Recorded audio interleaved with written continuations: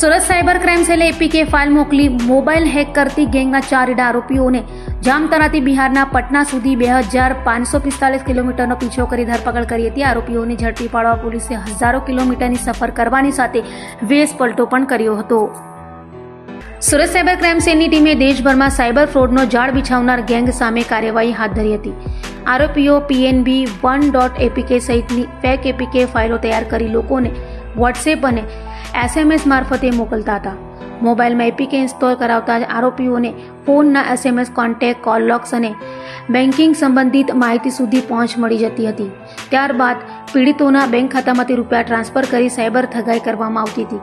પોલીસે ટેકનિકલ સર્વેલન્સના આધારે જામતારા, દેવઘર અને ત્યારબાદ બિહારના પટના સુધી 2545 કિલોમીટરનો પીછો કરી 4 આરોપીઓ ઝરુલ અંસારી ઉર્ફે ચાંદ, સદુલ્મિયા, રજન કુમાર, સુનિલ પ્રસાદ સોની, આદિત્યરાજ ઉર્ફે અમન, રાજીવ કુમાર અને સમીર ઉર્ફે શક્તિમાન કુતબુદ્દીન મિયા અંસારીને ઝડપી પડ્યા હતા. તપાસમાં એક મુખ્ય આરોપી સાથે જોડાયેલી 336 એપીકે ફાઇલ મળી આવી હતી. આ ફાઇલો દ્વારા 31,174 મોબાઈલ ડિવાઇસ, 5,613 SMS અને 1,06,643 ટ્રાન્ઝેક્શનની વિગતો સામે આવી છે.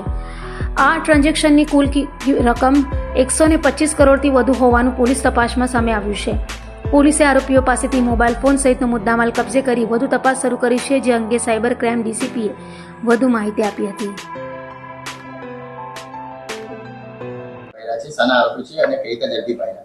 સુરત શહેર સાયબર ક્રાઇમ સેલને ખૂબ મોટી સફળતા મળી છે. એપીકે ફાઇલ જે સાયબર ક્રાઇમની એક મોડસ ઓપરેન્ડી છે ને, લેટેસ્ટ ચાલુ વર્ષે 2026માં સમગ્ર દેશમાં એપીકે ફાઇલ મોબાઈલમાં અને અન્ય સોશિયલ મીડિયા પ્લેટફોર્મ મારફતે મોકલીને એની લિંક ક્લિક કરીને સાયબર ક્રાઇમ અને પોતાના જે પૈસા, બેંક અકાઉન્ટના તમામ પૈસા જે અકાઉન્ટમાંથી ઉપડી જતા હતા, એ સાયબર ક્રાઇમની એક મોટી મોડસ ઓપરેન્ડી એપીકે ફાઇલ છે. અને આ એપીકે ફાઇલ અનુસંધાને એક કમ્પ્લેન્ટ 1930 પર સાયબર ક્રાઇમ પોલીસ સ્ટેશનને મળી હતી. અને એ કમ્પ્લેન્ટ મે મહિનામાં જે કમ્પ્લેન્ટ મળી હતી એમાં ડિટેલ ઇન્વેસ્ટિગેશન કરીને સુરત શહેરની સાયબર ક્રાઇમના DCP વિશાખા જૈન અને એમના માર્ગદર્શન હેઠળ તમામ અધિકારીઓએ થરો ઇન્વેસ્ટિગેશન, ટેકનિકલ ઇન્વેસ્ટિગેશન કરેલું હતું. ને એના આધારે ઉત્તર પ્રદેશથી આ એપીકે ફાઇલનો મેઇન માસ્ટરમાઇન્ડ ડેવલપર રોહિત શાક્યા એને ગયા મહિને પકડી પાડવામાં આવ્યો હતો. રોહિત શાક્યાના થરો ઇન્ટ્રોગેશનમાં અમને ખબર પડી હતી કે રોહિત શાક્યાએ અલગ અલગ 100થી વધુ એપીકે ફાઇલ ડેવલપ કરી આપેલી છે. અને એની ડેવલપ કરેલી ફાઇલોના આધારે 64થી 65 કરોડ રૂપિયાનું સાયબર ફ્રોડ સમગ્ર દેશમાં થયેલું હતું. આ રોહિત શાક્યાની ધરપકડથી અટકી ના જતા રોહિત શાક્યાના લેપટોપ, એના મોબાઈલ, એનું થરો ઇન્વેસ્ટિગેશન કરવામાં આવ્યું હતું. તમામ ઇન્વેસ્ટિગેશનમાં તમામ સાયબર ક્રાઇમના ઉચ્ચ અધિકારીઓ જોડાયા હતા. અને રોહિત શાક્યાના પ્રોપર રિમાન્ડ મેળવી એના ઇન્ટ્રોગેશન અને સાથે સાથે એના મળેલા લેપટોપ અને મોબાઈલના થરો ઇન્વેસ્ટિગેશન, એના આધારે એક આખી ગેંગ જે મુખ્યત્વે જામતારાથી ઓપરેટ કરે છે, એ ગેંગ સુધી પહોંચવામાં સાયબર ક્રાઇમ સેલને મોટી સફળતા મળી છે. સાયબર ક્રાઇમની અલગ અલગ ટીમોએ કુલ મળીને 2,500 કિલોમીટર જેટલી જર્ની કરી, સમગ્ર દેશના અલગ અલગ રાજ્યોમાં ટીમો મોકલી અને અંતે બિહાર પટના ખાતેથી આ જામતારા ગેંગના 4 વધુ સભ્યોને પકડી પાડેલા છે. ખૂબ મોટી સફળતા સાયબર ક્રાઇમ સેલને મળેલી છે. આ જે આરોપીઓ જે પકડાયા છે એ ઝરુલ અંસારી, રાજન કુમાર, આદિત્યરાજ અને સમીર ઉર્ફે શક્તિમાન છે. ઝરુલ અંસારી ઉર્ફે ચાંદ એ આ તમામ એપીકે ફાઇલનો જે જામતારાથી આખી ઓપરેટ કરે છે આખા દેશમાં, એનો માસ્ટર માઇન્ડ છે. એણે અલગ અલગ વ્યક્તિઓ પોતાની નીચે રાખેલા છે એના ગેંગના સભ્યો તરીકે. અને ઝરુલ અંસારીએ આજ સુધીમાં, ઝરુલ અંસારી ઉર્ફે ચાંદ જે જામતારા ઝારખંડનો છે, એણે આજ સુધીમાં કુલ 1,248 જેટલી એપીકે ફાઇલ ડેવલપ કરેલી છે.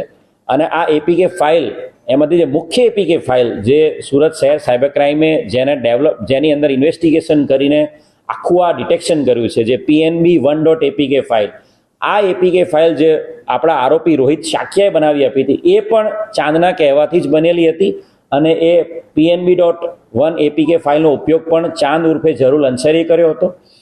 આરોપી જે રોહિત જે વિનોદ શાક્યા પકડાયો હતો, વિરેન્દ્ર શાક્યા, એ આરોપી પકડાયો એની માહિતી પણ આ લોકોને ઇન્સ્ટાગ્રામ દ્વારા સુરત સિટી પોલીસના પેજ પરથી અમને ખબર પડી હતી.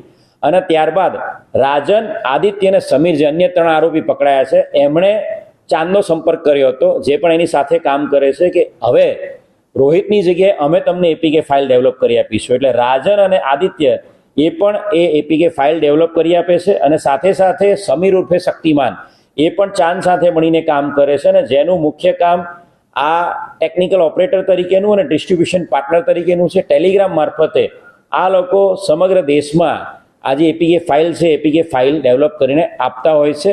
અને સમગ્ર જામતારાની આ જે ગેંગ પકડાઈ છે, ઝરુલ અંસારી, રાજન, આદિત્ય અને સમીર, આ ચારનું ફર્ધર ઇન્ટ્રોગેશન કરતા એ ખબર પડી છે કે આ ટોટલ જે 1248 એપીકે ફાઇલ છે, એમાં જે ઇન્વેસ્ટિગેશન જે અત્યાર સુધીમાં જે વિશ્લેષણ જે કરવામાં આવ્યું છે, ટેકનિકલ ઇન્વેસ્ટિગેશન, એની અંદર અત્યાર સુધીમાં કુલ 336 એપીકે ફાઇલનો ડેટા અમને મળ્યો છે, જેની અંદર કુલ મળીને સમગ્ર દેશમાં 31,000 મોબાઈલની અંદર આ એપીકે ફાઇલ ડાઉનલોડ કરવામાં આવેલી હતી.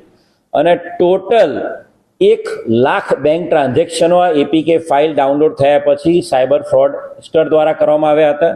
અને કુલ મળીને આ 336 ફાઇલો દ્વારા 125 કરોડનું સમગ્ર દેશમાં સાયબર ફ્રોડ આચરવામાં આવ્યું હતું.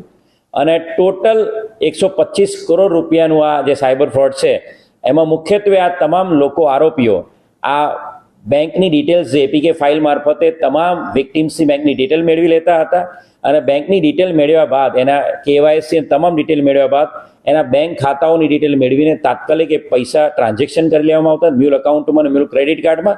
અને ત્યારબાદ એમના અલગ અલગ ગેંગના સભ્યો દ્વારા એને રોકડમાં રૂપાંતરિત કરી અને એ લોકો પોતે આ સાયબર ફ્રોડ આચરતા હતા. એટલે ખૂબ મોટી સફળતા એપીકે ફાઇલ ડેવલપરને પકડવામાં તો મળી જ હતી, સુરત સાયબર સેલને, રોહિતને પકડવામાં, પણ સાથે સાથે આ એપીકે ફાઇલ ડેવલપ કરવા માટે જે આખી ગેંગ ઓપરેટ કરી રહી છે જામતારાથી, અને જે આ એપીકે ફાઇલ ઓર્ડર કરીને મેળવે છે અને ત્યારબાદ એ સમગ્ર દેશમાં એપીકે ફાઇલ અલગ અલગ સોશિયલ મીડિયા પ્લેટફોર્મ પર મોકલીને સાયબર કૌભાંડ આચરે છે, એ આખી ગેંગને પકડવામાં સુરત શહેર સાયબર ક્રાઇમ પોલીસને મળી છે.